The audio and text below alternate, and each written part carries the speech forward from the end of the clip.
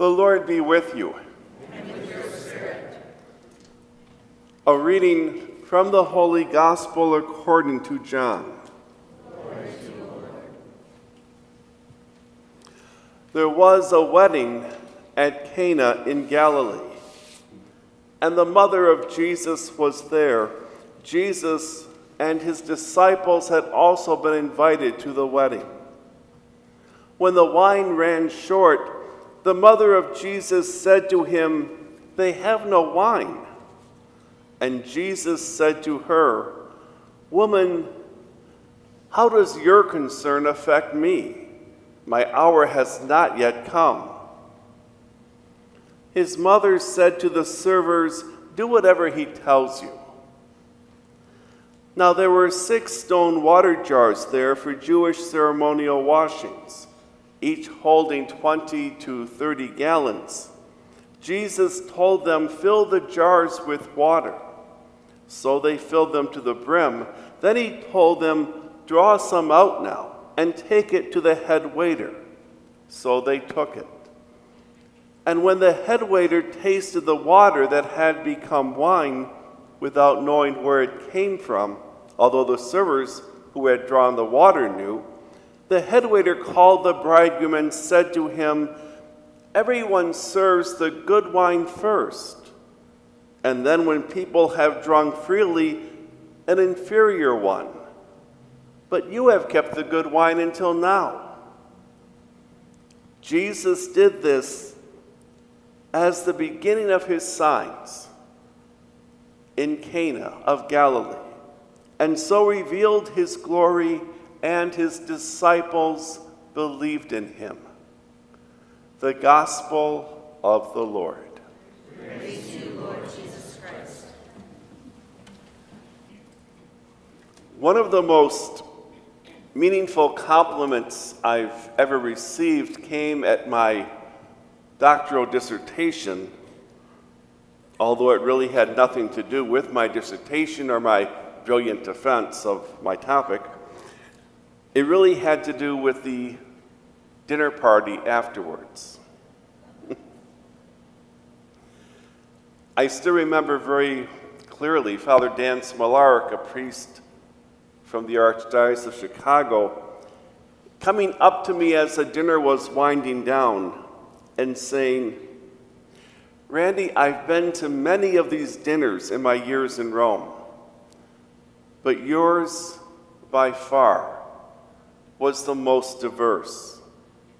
There were liberals, conservatives, diocesan priests, religious, people from other rites, from colleges other than the U.S., people from different ethnic and racial backgrounds, theologians, canon lawyers, biblical students, moral theologians.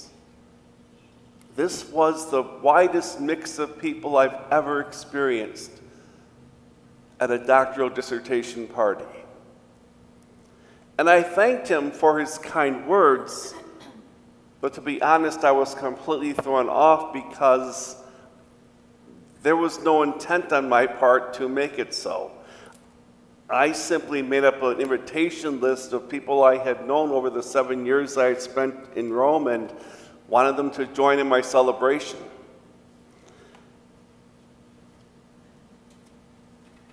When you think of a priest, what image first comes to your mind? Maybe it's the guy who gets to wear the party clothes and celebrates liturgy, or perhaps it's preaching. Maybe it's someone leaning over a stack of dusty books in a library, someone dishing out food in a soup kitchen, a hooded figure praying in a chapel. What about party animal? Okay, we can tone it down a little. Maybe a cruise director or a dinner host.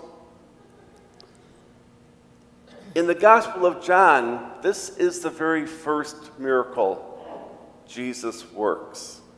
He makes a great deal of wine in the area of 300 gallons of wine. And of course, the story has a deeper meaning, as that water made wine points to the cross and to the Eucharist and to the heavenly banquet. Yet we also need to remember somewhere in the back of our mind that elsewhere in the gospel, Jesus is accused of being a glutton and a drunkard.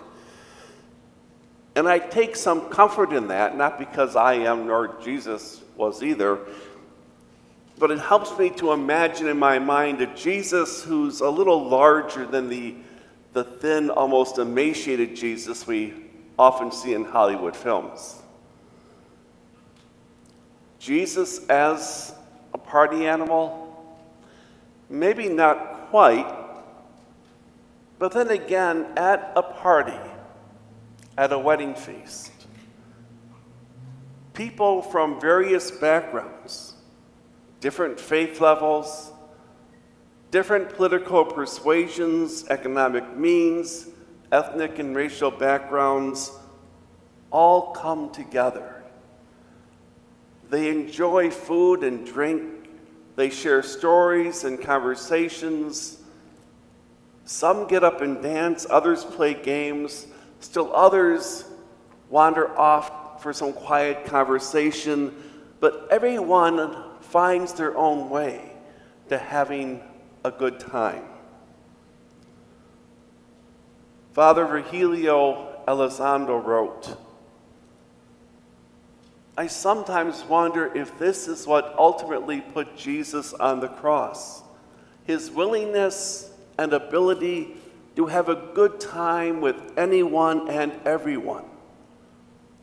This was most meaningful to his followers and hopeful, and most infuriating and intolerable to his critics. Through such radical openness, he scandalized many because he himself refused to be scandalized by anyone.